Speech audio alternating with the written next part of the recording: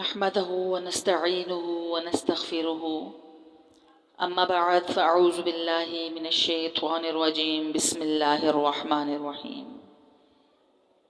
الحمدللہ جمعۃ المبارک ہے، اور جیسا کہ آپ کو معلوم ہے کہ جمعے کے دن ہماری کتاب کا سبق ہوتا ہے، اور آج کل ہمارا سیرت صحابیات کے موضوعات چل رہے ہیں، جس میں ہم مختلف صحابیات کے بارے میں ذکر خیر کرتے ہیں۔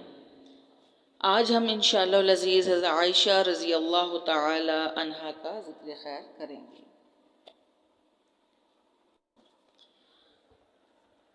نام ان کا عائشہ، صدیقہ اور حمیرہ لقب تھا۔ ام عبداللہ ان کی کنیت تھی۔ حضرت ابو بکر صدیق رضی اللہ تعالی عنہ کی صاحبزادی ہیں۔ ماں کا نام زینب تھا اور ام رومان ان کی کنیت تھی، اور قبیلہ غنم بن مالک سے تھی۔ حضرت عائشہ رضی اللہ تعالی عنہا بعثت کے 4 برس بعد شوال کے مہینے میں پیدا ہوئیں۔ صدیق اکبر کا کاشانہ وہ برج سعادت تھا جہاں خورشید اسلام کی شعاعیں سب سے پہلے ظاہر ہوئیں۔ اس بنا پر حضرت عائشہ رضی اللہ تعالی عنہا فرماتی ہیں کہ جب سے میں نے اپنے والدین کو پہچانا، ان کو مسلمان پایا۔ تمام ازواج مطہرات میں یہ شرف صرف حضرت عائشہ رضی اللہ تعالی عنہا کو حاصل ہے کہ وہ حضرت صلی اللہ علیہ وآلہ وسلم کی کنواری بیوی تھیں۔ حضور سے پہلے وہ جبیر بن مطعم کے صاحبزادے سے منسوب ہوئی تھیں، لیکن جب حضرت خدیجہ رضی اللہ تعالی عنہا کے انتقال کے بعد خولہ بنت حکیم نے حضور سے اجازت لے کر ام رومان سے کہا، اور انہوں نے حضرت ابو بکر صدیق رضی اللہ تعالی عنہ سے ذکر کیا، تو چونکہ ایک قسم کی وعدہ خلافی تھی، بولے کہ جبیر بن مطعم سے وعدہ کر چکا ہوں، لیکن مطعم نے خود ہی اس بنا پر انکار کر دیا کہ اگر حضرت عائشہ رضی اللہ تعالی عنہا ان کے گھر میں گئیں تو گھر میں اسلام کا قدم آ جائے گا۔ بہرحال حضرت ابوبکر صدیق نے خولہ کے ذریعے سے حضور صلی اللہ علیہ وآلہ وسلم سے عقد کر دیا، 500 درہم مہر قرار پایا، اور یہ 10 نبوی کا واقعہ ہے۔ اس وقت حضرت عائشہ رضی اللہ تعالی عنہا کی 6 برس کی عمر تھی۔ یہ نکاح اسلام کی سادگی کی حقیقی تصویر تھا۔ عتیہ رضی اللہ تعالی عنہا اس واقعہ کو اس طرح بیان کرتی ہیں کہ حضرت عائشہ لڑکیوں کے ساتھ کھیل رہی تھی، ان کی انا آئی اور ان کو لے گئی۔ حضرت ابوبکر صدیق نے آ کر نکاح پڑھا دیا۔ حضرت عائشہ خود کہتی ہیں کہ جب میرا نکاح ہوا تو مجھ کو خبر تک نہ ہوئی۔ جب میری والدہ نے باہر نکلنے میں روک ٹوک شروع کی، تب میں سمجھی کہ میرا نکاح ہو گیا ہے، اور اس کے بعد میری والدہ نے بھی مجھ کو سمجھا دیا۔ نکاح کے بعد مکہ میں حضور صلی اللہ علیہ وسلم کا قیام 3 سال تک رہا۔ 13 نبوی میں آپ نے ہجرت کی تو حضرت ابو بکر صدیق بھی ساتھ تھے، اور اہل و عیال کو دشمنوں کے نرخے میں چھوڑ آئے تھے۔ جب مدینہ میں اطمینان ہوا تو حضرت ابوبکر صدیق نے عبداللہ بن عریقت کو بھیجا کہ ام رومان، اسماء اور حضرت عائشہ رضی اللہ تعالی عنہا کو لے آئیں۔ مدینہ میں آ کر حضرت عائشہ رضی اللہ تعالی عنہا سخت بخار میں مبتلا ہوئیں، اور شدت مرض سے سر کے بال جھڑ گئے۔ جب صحت ہوئی تو ام رومان کو رسم عروسی ادا کرنے کا خیال آیا۔ اس وقت حضرت عائشہ کی عمر 9 سال تھی۔ سہیلیوں کے ساتھ جھولا جھول رہی تھی کہ ام رومان نے آواز دی۔ ان کو اس واقعے کی خبر تک نہ تھی۔ ماں کے پاس آئیں، انہوں نے منہ دھلایا، بال درست کیے، گھر میں لے گئی۔ انصار کی عورتیں انتظار میں تھیں۔ یہ گھر میں داخل ہوئیں تو سب نے مبارکباد دی، اور تھوڑی دیر کے بعد خود حضور تشریف لے آئے۔ سن 3 شوال میں نکاح ہوا تھا، اور شوال ہی میں رسم ادا کی گئی تھی۔ حضرت عائشہ رضی اللہ تعالی عنہا کے نکاح سے عرب کے بعض بیہودہ خیالات میں بھی اصلاح واقع ہوئی۔ عرب میں منہ بولے بھائی کی لڑکی سے شادی نہیں کرتے تھے۔ اسی بنا پر جب خولہ نے حضرت ابوبکر صدیق سے حضور کا ارادہ ظاہر کیا تو انہوں نے حیرت سے کہا کہ یہ کیا جائز ہے؟ عائشہ تو رسول اللہ صلی اللہ علیہ وسلم کی بھتیجی ہے، لیکن حضور نے فرما دیا کہ تم صرف میرے دینی بھائی ہو۔ اور اہل عرب شوال میں شادی نہیں کرتے تھے۔ زمانہ قدیم میں اس مہینے میں تعاون آیا تھا، لیکن حضرت عائشہ کی شادی اور رخصتی دونوں شوال کے مہینے میں ہوئی۔ غزوات میں سے صرف غزوہ احد میں حضرت عائشہ رضی اللہ تعالی عنہا کی شرکت کا پتہ چلتا ہے۔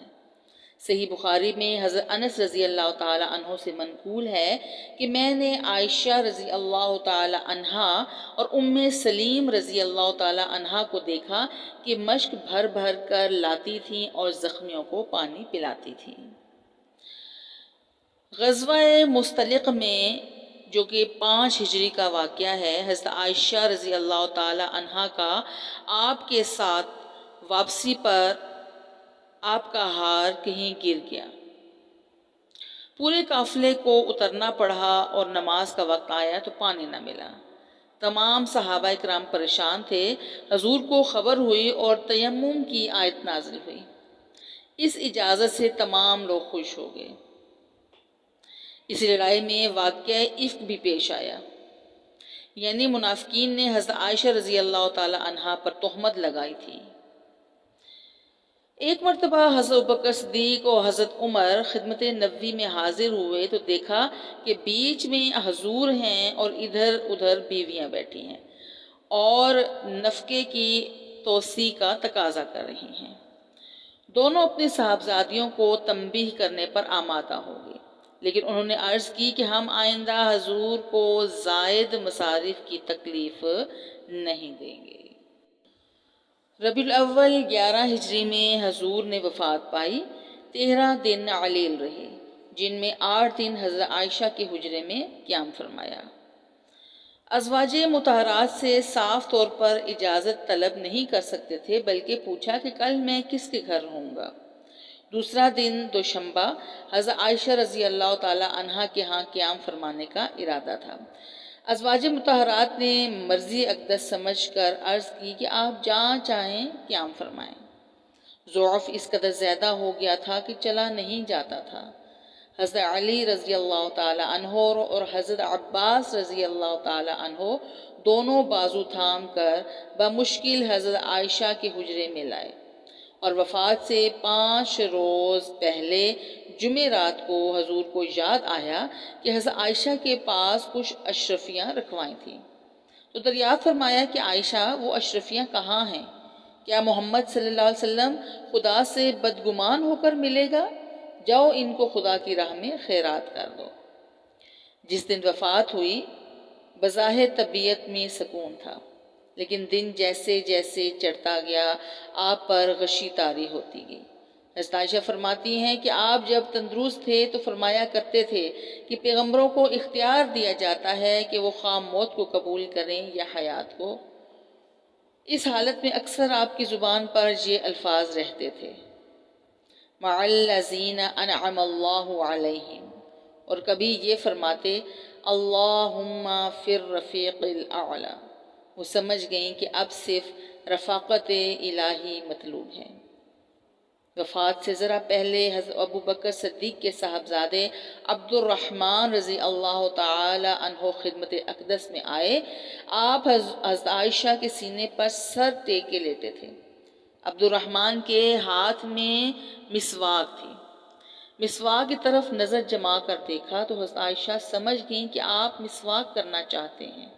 عبد الرحمن سے مسواک لے کر دانتوں سے نرم کی اور خدمت اقدس میں پیش کی۔ آپ نے بالکل تندرستوں کی طرح مسواک کی۔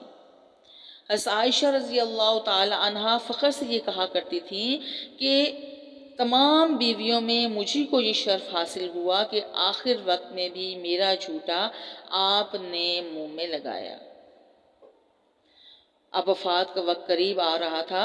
حضرت عائشہ آپ کو سنبھالے بیٹھی تھی کہ دفتن آپ کا جسم میں بوجھ محسوس ہوا تو دیکھا آنکھیں پھٹ کر چھت سے لگ گئی تھیں اور روح پاک عالم اقدس میں پرواز کر گئی تھی۔ حضرت عائشہ نے آہستہ سے سر اقدس تکیے پر رکھ دیا اور رونے لگی۔ حضرت عائشہ رضی اللہ تعالی عنہا کے باب مناقب کا سب سے ذری باب یہ ہے کہ ان کے حجرے کو حضور کا مدفن بننا نصیب ہوا اور نعش مبارک اسی حجرے کے ایک گوشے میں سپرد خاک کی گئی۔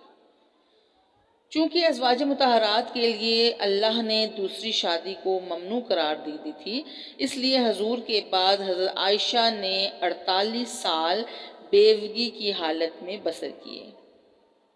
اسی زمانے میں ان کی زندگی کا واحد مقصد قرآن و حدیث کی تعلیم تھا۔ حضور کی وفات کے 2 برس بعد سن 13 ہجری میں حضرت ابوبکر صدیق نے بھی انتقال فرما دیا اور اس طرح حضرت عائشہ رضی اللہ تعالی عنہا کے لیے یہ سایہ شفقت بھی باقی نہ رہا۔ حضرت ابوبکر صدیق کے بعد حضرت عمر رضی اللہ تعالی عنہ جب خلیفہ ہوئے تو انہوں نے حضرت عائشہ کی جس قدر دلجوئی کی وہ خود اس کو اس طرح بیان فرماتی ہیں کہ ابن خطاب نے حضور کے بعد مجھ پر بڑے احسانات کیے۔ حضرت عمر نے تمام ازواج مطہرات کے لیے 10 ہزار سالانہ وظیفہ مقرر کیا تھا، لیکن حضرت عائشہ کا وظیفہ 12,000 تھا، جس کی وجہ یہ تھی کہ وہ حضور کو سب سے زیادہ محبوب تھیں۔ امیر معاویہ رضی اللہ تعالی عنہ کا اخیر زمانہ خلافت تھا کہ رمضان 58 ہجری میں حضرت عائشہ نے رحلت فرمائی۔ اس وقت 67 برس کا سن تھا اور وصیت کے مطابق جنت البقیع میں رات کے وقت مدفن ہوں۔ حضرت ابو ہریرہ رضی اللہ تعالی عنہ مروان بن حکم کی طرف سے مدینہ کے حاکم تھے، اس لیے انہوں نے نماز جنازہ پڑھائی۔ حضرت عائشہ کی کوئی اولاد نہ تھی۔ علمی حیثیت سے حضرت عائشہ کو نہ صرف عورتوں پر اور نہ صرف امہات المومنین پر اور نہ صرف خاص صحابیوں پر بلکہ تمام صحابہ پر فوقیت حاصل تھی۔ خود فرماتے ہیں کہ علماء ہم کو کبھی کوئی ایسی مشکل پیش نہیں آئی جس کو ہم نے حضرت عائشہ سے پوچھا ہو اور ان کے پاس اس کے متعلق کوئی معلومات نہ ملی ہو۔ حضرت عائشہ رضی اللہ تعالی عنہا مکثرین صحابہ میں داخل ہیں۔ ان سے 2210 حدیثیں مروی ہیں، جن میں 174 حدیثوں پر شیخین نے اتفاق کیا ہے۔ اخلاقی حیثیت سے بھی حضرت عائشہ بلند مرتبہ رکھتی تھی۔ وہ نہایت قناعت پسند تھی، غیبت سے احتراز کرتی تھی۔ ان کا سب سے نمایاں وصف جود و سخا تھا۔ حضرت عبداللہ بن زبیر رضی اللہ تعالی عنہ فرمایا کرتے تھے کہ میں نے ان سے زیادہ سخی کسی کو نہیں دیکھا۔ ایک مرتبہ امیر معاویہ رضی اللہ تعالی عنہ نے ان کی خدمت میں 1,00,000 درہم بھیجے تو شام ہوتے ہوتے سب خیرات کر دیے اور اپنے لیے کچھ نہ رکھا۔ اتفاق سے اس دن روزہ تھا۔ لونڈی نے عرض کی کہ افطار کے لیے کچھ نہیں ہے۔ فرمایا پہلے سے کیوں نہ یاد کروا دیا۔ ایک دفعہ حضرت عبداللہ بن زبیر رضی اللہ تعالی عنہ جو ان کے منہ بولے فرزند تھے، ان کی فریاضی دیکھ کر گھبرا گئے اور کہا کہ اب ان کا ہاتھ روکنا چاہیے۔ حضرت عائشہ کو معلوم ہوا تو سخت برہم ہوئی اور قسم کھائی کہ ان سے بات نہیں کریں گی۔ چنانچہ ابن زبیر مدت تک معتوب رہے اور بڑی دقت سے ان کا غصہ دور ہوا۔ نہایت خاشع اور عبادت گزار تھی، چاشت کی نماز برابر پڑھا کرتی تھی اور فرماتی تھی کہ اگر میرا باپ بھی قبر سے اٹھ آئے اور مجھ کو منع کرے تب بھی میں باز نہیں آؤں گی۔ حضور کے ساتھ راتوں کو اٹھ کر تہجد کی نماز ادا کرتی تھی اور اس کی اس قدر پابندی کرتی تھی کہ حضور کے بعد جب کبھی یہ نماز قضا ہو جاتی تو نماز فجر سے پہلے اٹھ کر اس کو پڑھ لیتی تھی۔ رمضان میں تراویح کا اہتمام کرتی تھی، اکثر روزہ رکھا کرتی تھی اور حج کی بھی شدت سے پابند تھی اور ہر سال اس فرض کو ادا کرتی تھی۔ غلاموں پر شفقت کرتی اور ان کو خرید کر آزاد کرتی تھیں۔ ان کے آزاد کردہ غلاموں کی تعداد اللہ تعالی ہمارا سننا سنانا قبول و منظور فرمائے اور سیرت صحابیات کے نقش قدم پر چلنے والا بنائے۔ اللہ تعالی عمل کی توفیق عطا فرمائے تاکہ ہماری نجات فی الدارین ہو سکے۔ آمین یا رب العالمین۔ والسلام علیکم ورحمۃ اللہ وبرکاتہ۔